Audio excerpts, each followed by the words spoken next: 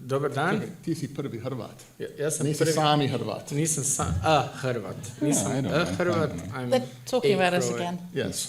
This distinction is he's the first Croatian member, not the first member who's Croatian. From Croatia. Right. From Oh, Croatia. semantics, yeah, that's- John, that's semantics. It's a big thing sometimes.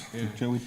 Because John is also Croatian, of Croatian descent, and he's also he's the president. He's the president of LMGI.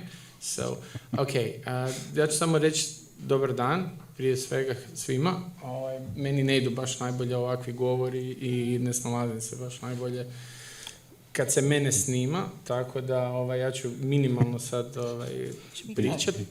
Htio bih predstaviti naše goste, uvažene i stvarno cijenjene članove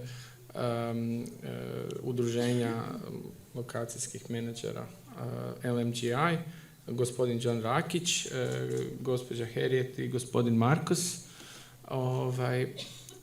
Tema današnjeg panela je diskusija o dobrim lokacijama, to jest o skautingu, procesu skautinga s kojim smo mi svi ovdje poprilično upoznati, a da sad malo skratim priču na hrvatskom, budem se prebacio na engleski, tako da me i moji gosti razumiju. So, I've said a few kind words. We believe you. Yeah. We believe you.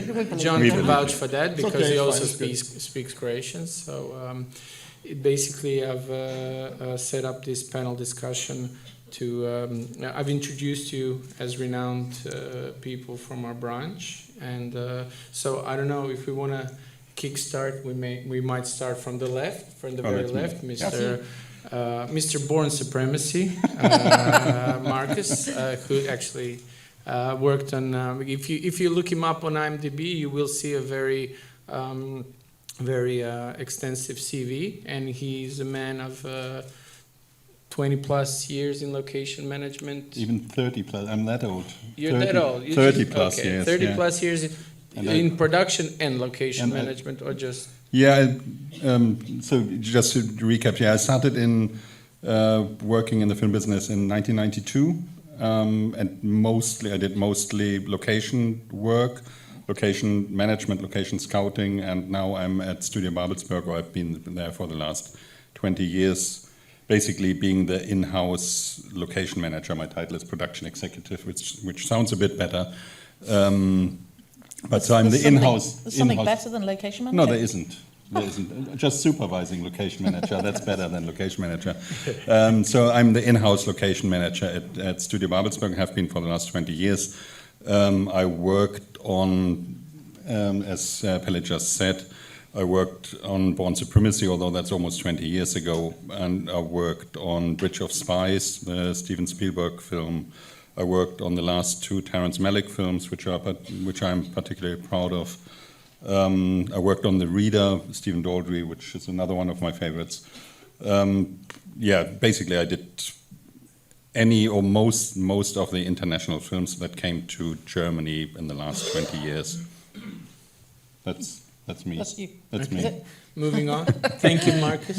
I've worked in location managing for nearly 30 years. I started in commercials and then moved into sort of drama and independent features. And I largely work in independent features, a few smaller studio pictures, and high-end television, although I recently did a 22-week shoot, and I think that's way too long for anyone, quite frankly. So, I'm hoping to bring a film here in 18 months or so. So lovely to be here and meet some people. Okay, thank you. John? I guess I'd be the youngest person here. I've only been doing this for 25 years.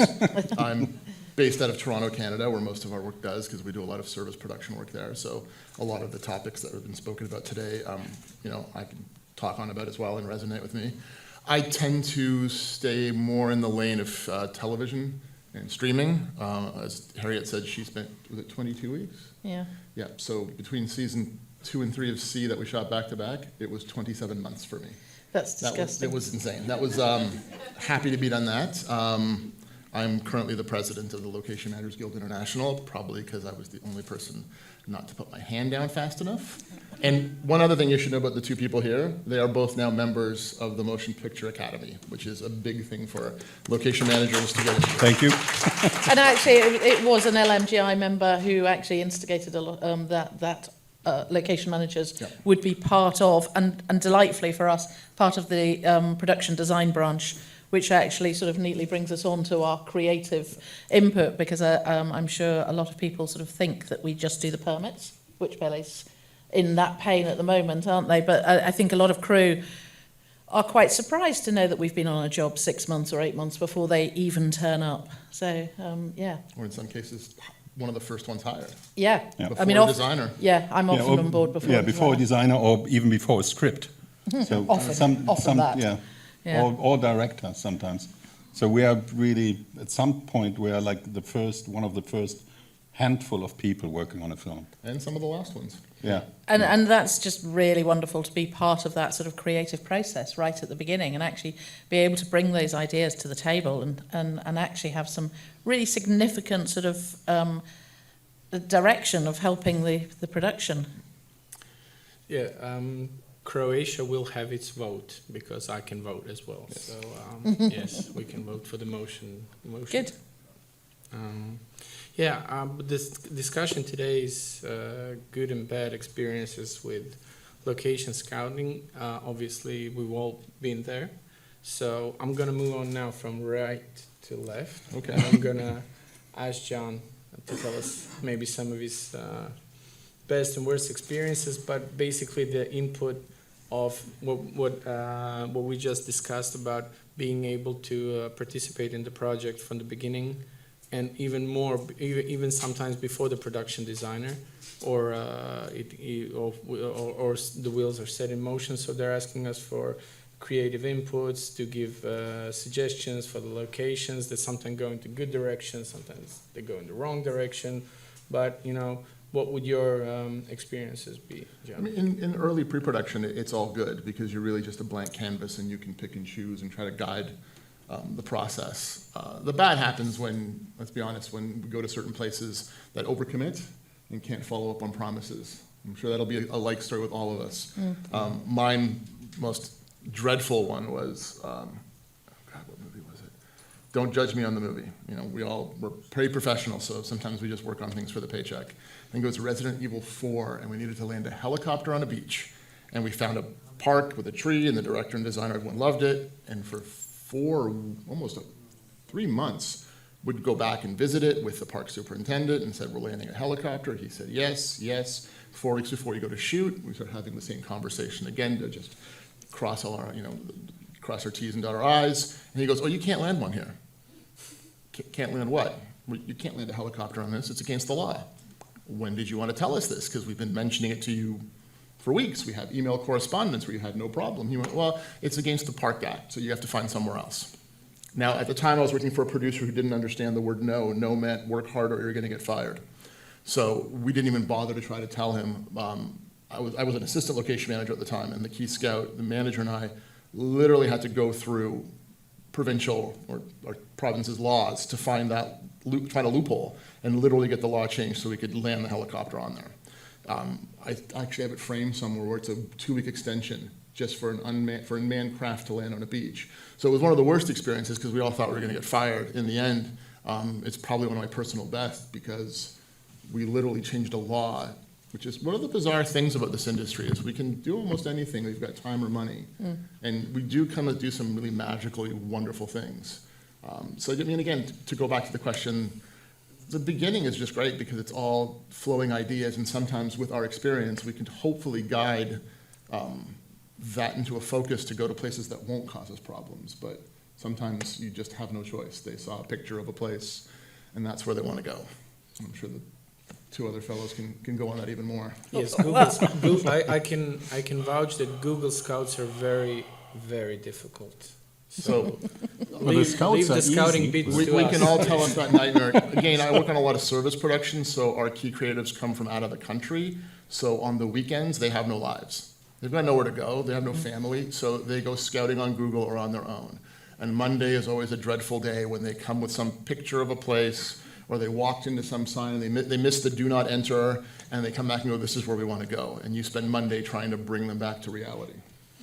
Yes. Yep. Or 100%. then you have to find something better Yes. to try and sort of steal them. But I mean, that's Tuesday. Everything John says is right, and I'm sure we've all been there, where we are literally standing with the owner, the representative, discussing the steam train or the helicopter or whatever, and everyone's heard us say it, and somehow in the real world they just don't hear those words, and we have a whole load of witnesses and the crew and things, and the producer or whoever coming back with the good ideas. I mean, those are definitely not good situations for any of us, and I do think we have the best job in the world. Sometimes it's the worst. Sometimes it's the best and the worst on the same day of the week. Or even Within an hour. Yeah, absolutely.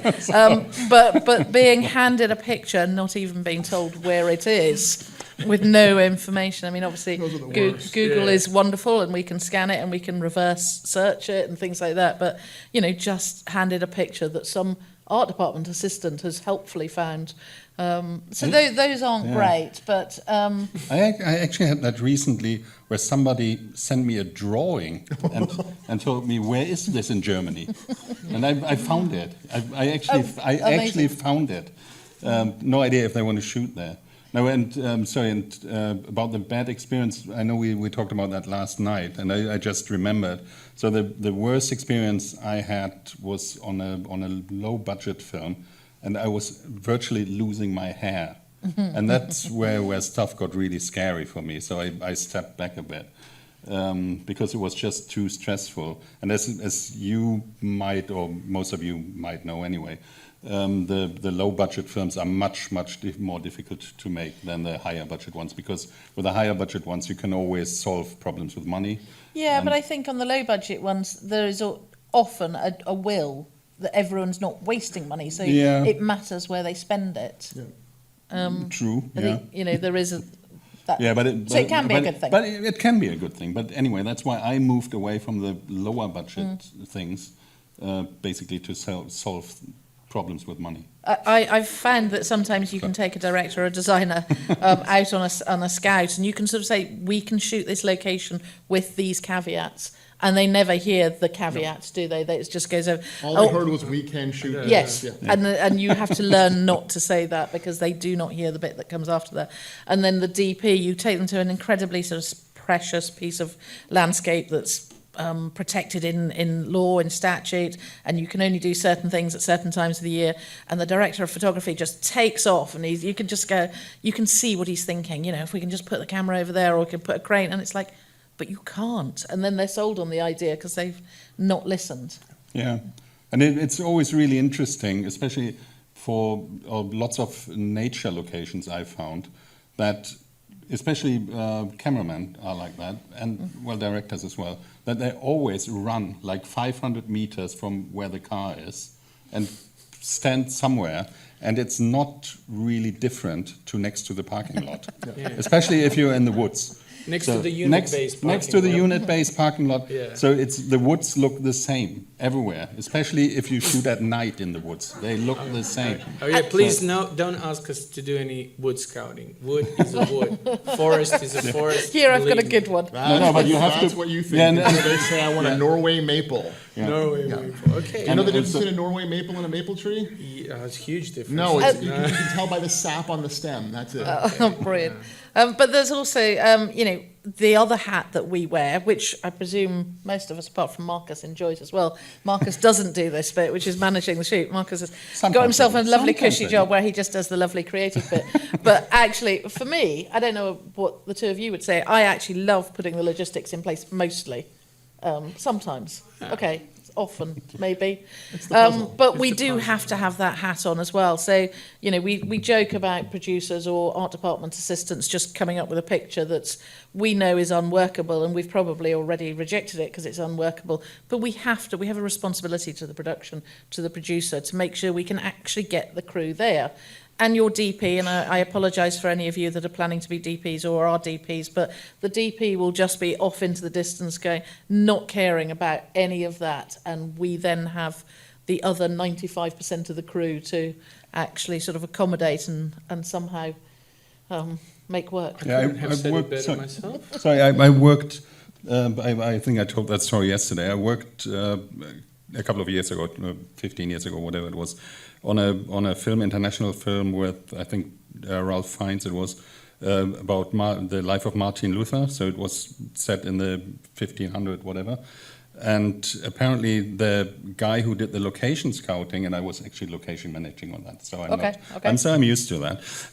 So the guy who did the location scouting was a friend of the production designer, and he was really into horse riding. So every single location he found and picked was actually found from a horseback.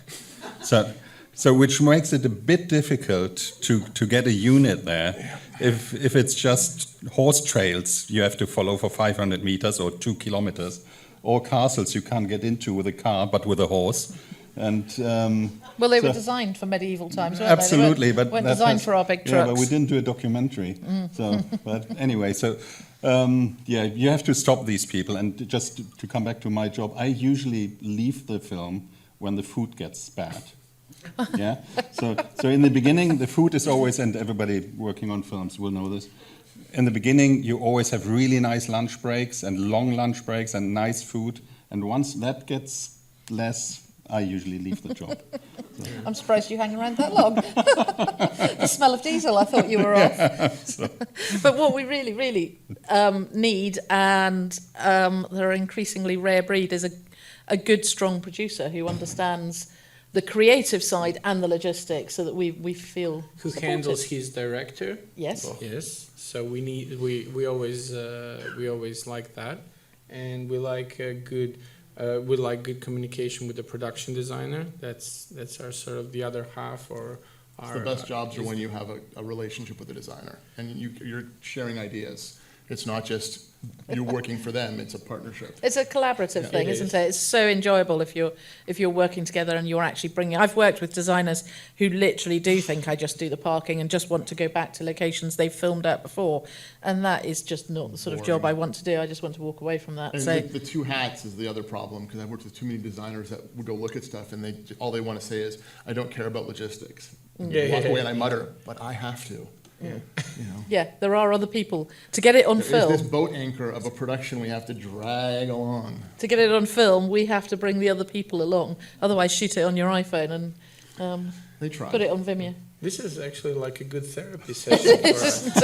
Anytime you put any of us in a line together, it becomes very We're going to therapeutic. continue over But dinner, hang on a minute, I like. we've all done it for a very long time. Yeah. Either Yeah. we I feel are comfortable. completely No, addicts, or That's the thing is, the stories are different, but the core part of it is the same. I mean, the great thing is we all do a job in a different place in a different way, but at the end of the day, when you put us all together, the problems are the same, the joy of it is the same. I mean, we wouldn't be doing this if we didn't love what we did. and then the highs of actually pulling it off when it's all about. Maya actually asked all of us the other day about our war stories, and Marcus and I looked slightly blank and went. And I said, it's like childbirth. You forget it, otherwise you'd never do it again. You know, the moment that disaster's passed, you literally have to wipe it from your mind so that you don't sort of stall and Sit never in the want to corner get back. and just shake. Yeah, but on a serious note, I think that there are a couple of key takeaways, I think. So first of all, never promise anything you can't keep. Yes. That's one thing. And the other thing, at least from location point of view, is never leave a location worse than you found it. Yes. Always leave it better than you found it. So everybody has to be happier when you're gone, and everybody has to really look forward to you coming back. I think that's it. And if you basically follow these two rules, you can't go wrong. Well, And also, no film. It's And I never think an it's automatic no, it's always let me get back to you. We'll see. Yeah, we'll see. We'll see. Yeah. and especially because people always like people who live in a neighborhood, they always remember. They remember 20 years later if a film has been shot in their neighborhood. Yeah. And if somebody behaved badly, they will remember, and they will say, no, we don't want film shooting anymore. And that is really a problem. And the more obviously gets shot in a city, the more of a problem that gets. So if you're at the beginning of creating a film industry somewhere in a city or country, then you really have to think like 20 years ahead. Can I come back here in 20 years' time? And everybody should be happy to see you. It's a resource. It's a renewable Yeah. resource Yeah. that if you don't take care of, it will go away and it doesn't come back. out of you three and your life experiences and your work experiences, I'm probably the youngest and least experienced. And I live in the smallest city compared to the cities where you come from. So that what Marcus said is extremely important. I mean, I've been hearing stories about older generations going crazy around the town for, like decades now, and you know who you are. There are some of you around here. And it comes back. It always comes back. Yeah. In such a small environment, it's inevitable that it's just going to be, all film crews behave badly because somebody, in 89 shot there and, crashed the car into the, I don't know, something happened, whatever. That wasn't planned, so it leaves a bad taste in the public opinion, and When we actually teach a course back home, the union that location managers belong, called the myth of cinematic immunity. That it's a lot of senior members of our union that sit there and tell you all the bad things that they used to do back in the day when they thought they could get away with it, and how that's wrong. Because there was this notion, it was more cowboyish back then. Yeah. We'll just put a car through the window and maybe we'll fix it. What's wrong with It's- that? We'll just throw What's the money at the problem. What's There's no the problem. But you realize, You do it first and then say sorry afterwards, rather than... and that's the wrong mentality. Yeah. Yeah. But So- I mean, we're dwelling on the negatives. I mean, one of the things I love about our job is the people, and Yes. I am inherently nosy, curious, whatever you want to call it. I just love finding out stuff and finding out new places. And I think on almost every job there is a whole subject that I find out an awful lot about, whether it's about Victorian laundries or whatever that might be in the film. You suddenly become an expert on it, and I love delving into that and meeting the people. And when you go to new cities, whether it's within your own country or whether it's abroad, it's using that local knowledge and getting to know people and asking questions. And some of them I stay in touch, not very many, because otherwise that would be a lot of people to stay in touch with, but a handful are so interesting, and they actually do become friends and you do stay in touch with. But I think that's an element that's amazing, and using that local knowledge, and one thing leads to another, and you might just find that gem that nobody told you or they mention in passing. Because we are the public face of the production, more so than anyone else. And we're setting the tone as soon as we go in. It's whether that person will trust the entire production. When you say you're going to bring your 200 closest friends to film in their house, they've got to actually believe you that you will look after it. Unlike the Trojan horse meme that's been Oh, I hate that. Yeah. I really hate that. Let's shake on it. Yeah, Let's it's shake on it. just, you can all imagine, there is a little cartoon that's going around the internet and has been for a very long time about the Trojan horse turning up, and inside is this horrible film crew who are going to just destroy everything. And it's just really, if we've done our job properly, that shouldn't happen. Yeah. And I really, really resent that cartoon. Sorry. I mean, it's funny. It's Touched funny a nerve because there, it's didn't you? sometimes true. It's sometimes true. So we've all been there in Well, those it's funny bad because that's the nightmare scenario that runs in all of our heads when they're there, is that we've promised that it'll be bad. We trust everybody, Yeah. Yeah. but We sometimes trust you're that just everybody worried. acts professional Yeah. and in Won't good clog the manners. toilet in the house. Yeah. But so many crews say, "Oh, I wouldn't do your job. Yeah. You have to deal with the Yeah. public," and I'm like, "It's not the public that's It's the you. problem. Yeah. It's all the crew. It was lovely until they turned up. It was really Yeah. gorgeous." No, and obviously the crew has to respect you enough and your experience that if you say no, it's not happening, then everybody will say, okay, if that person, if the location manager says it's a no, it's a no. And don't try to work around you, because if that starts, then you're in really big trouble. Yeah, and we do go above and beyond and Yeah, of perform course, miracles, yeah. and if we can make it happen, generally we yeah. will. I feel lucky to work with the same people over and over. I've been lucky that there's quite a few rigging teams that know that I'm there to help them, and they won't go around. If they're asked to do something they think is wrong, they will stop until they talk to me. Because otherwise, then I get mad, and I'm 6 feet And 4 we or don't 5 want inches that. tall. I'm not a very nice person when I'm mad. Although I'd be more worried about you probably. I don't know why he's saying that. That's a very. We'll follow that one up later, shall we, in the bar, and find out why you say that. But no, I mean, honestly, our job when it's good is amazing. Yeah. It's fulfilling. It's very dynamic. Fulfilling so much that you have no time for anything. No, especially the scouting bit. I find really interesting, because you get to know places alone and on your own, without 200 people behind you, like visiting castles on your own, where the public isn't usually allowed to, or caves, or whatever, and that's really, really interesting. And then obviously you try to make it work so your 200 best friends can come as well. Yeah. Yeah. Or your family. Yeah. Yes. But are we opening this up to questions from the floor? Yeah, Or? we have, I think, about 5 or so minutes to go. Sorry, if you so, just let us talk on a mic, we'll Yeah. just keep going. We you can turn the we could be here microphones tomorrow. off. We'll just- Oh, there's a question over there.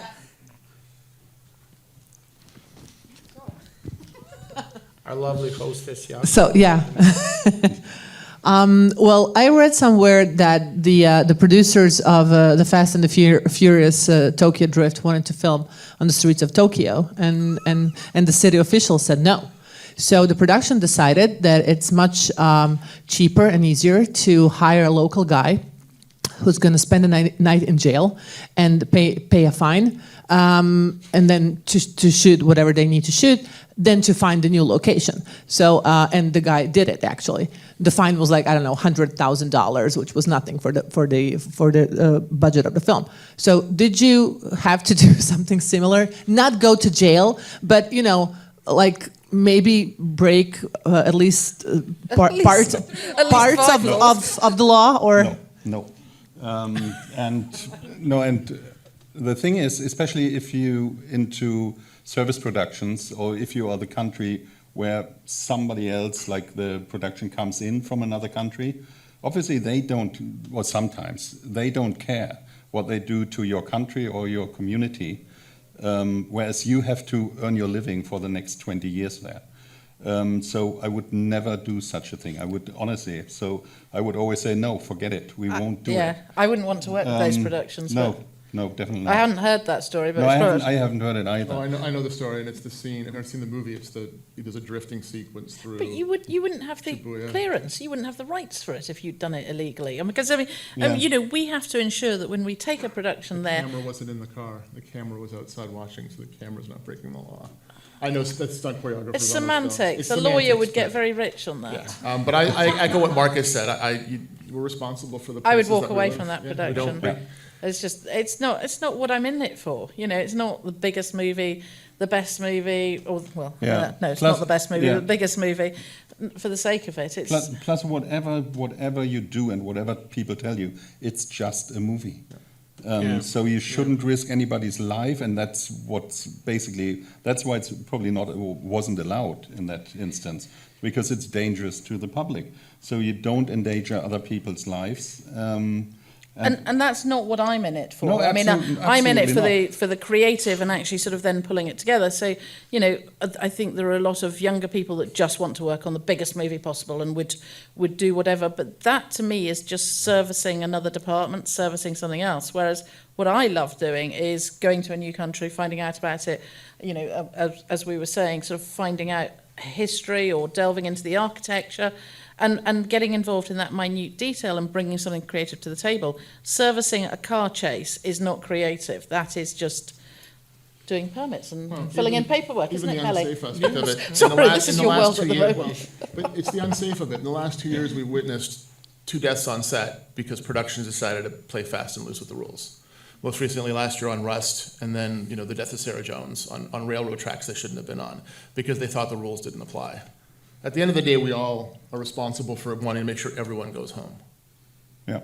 I mean, our no, when we see it fit, that it's unsafe or breaking the law, is the first no in a line of no's that should end up with a no, and that's a no-go. But it's always the producer who has the last word, and that's why these things happen. They didn't happen because, probably they didn't happen because somebody from our department or location department said no. It went no up to some point, and then somebody said, just do it. Yeah. Let's hope nothing. Let's hope everything's happens. nothing. And you just have to really take the consequences or be consequent and say no. I'm walking away. I'm going home. Sure.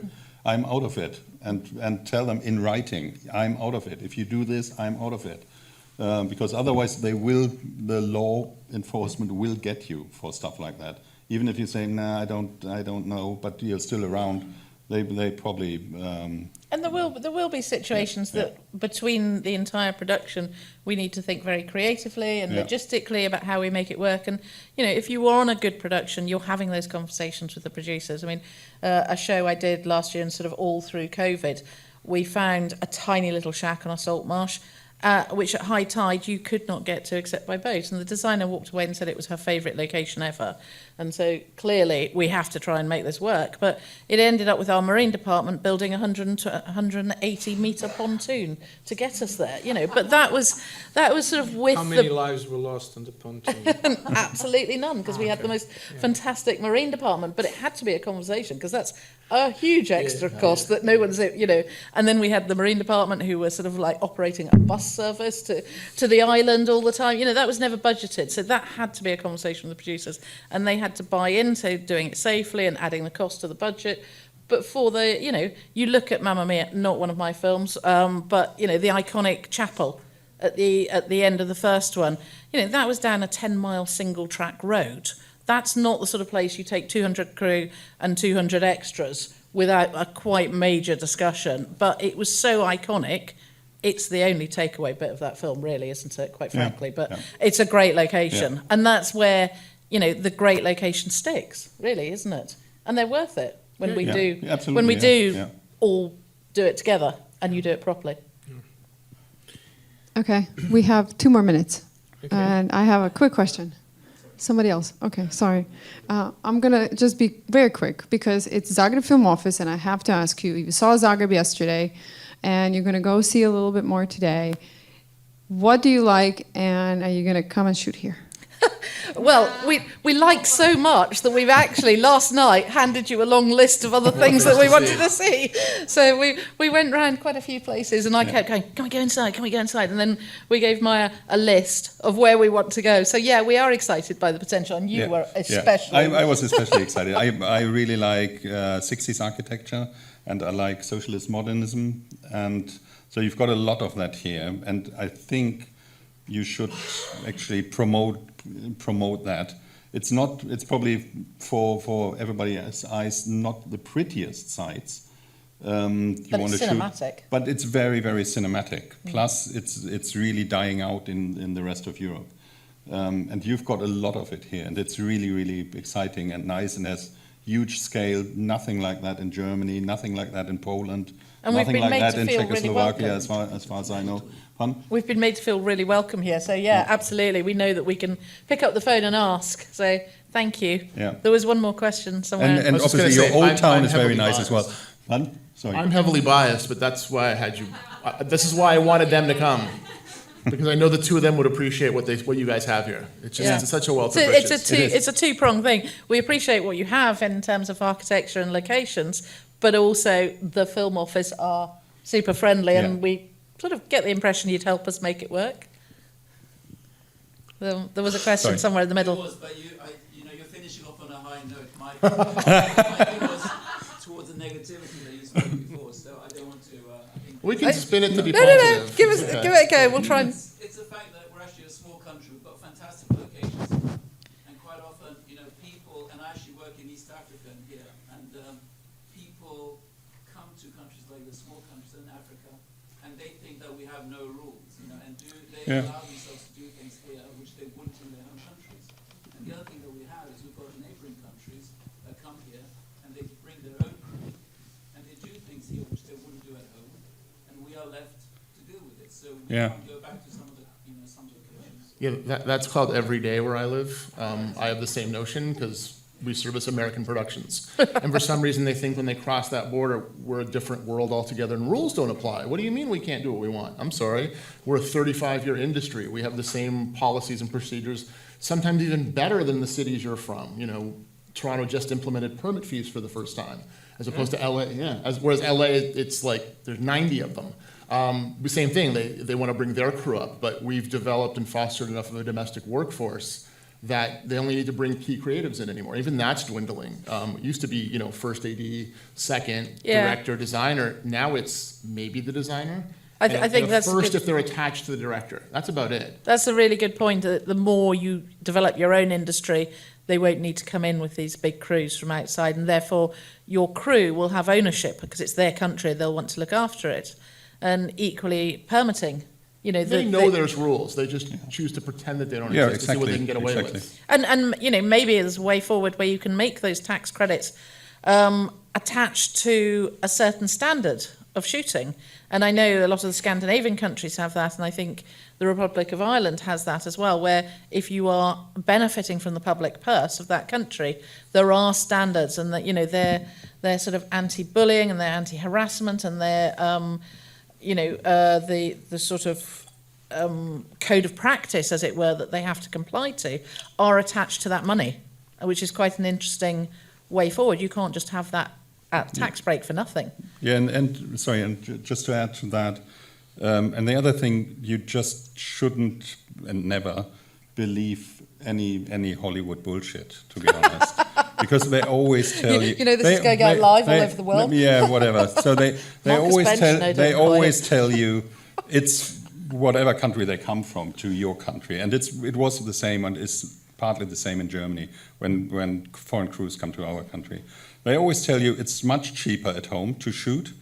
We can shoot 18 hours every day for 7 days a week, and permits only cost a tenner and only take 24 hours for anything, even to block major roads. But Are you that's- suggesting Marcus, that production- they and always it's- come from Neverland. And it's That's always the- and it's always a lie. Are you suggesting lie? It's usually But more the expensive best thing is- where they come from, because otherwise they would shoot where they come from. Yeah. But the best thing is it's a lie that can be quickly disproven. Yeah. And the funny thing is it happens all the time, and I'm going to spin back to the organization we belong to. It takes me 30 seconds to get in touch with a location manager where they're from, who probably knows them, and they'll tell me everything about them, the rules, the policies, and because there's this communication internationally now. But I that think we the can help bigger, raise everything. more robust your home industry is, the more you'll be stronger and be able to police that. Yeah. So just don't believe it. Just don't believe it when they say it. So. Yakov's got his bag already. Oh, he's running. He's running literally because taking Marcus and I to some locations we wanted to see. Oh yeah, they're Oh my waiting God. for us. Sorry. Thank you very much. So.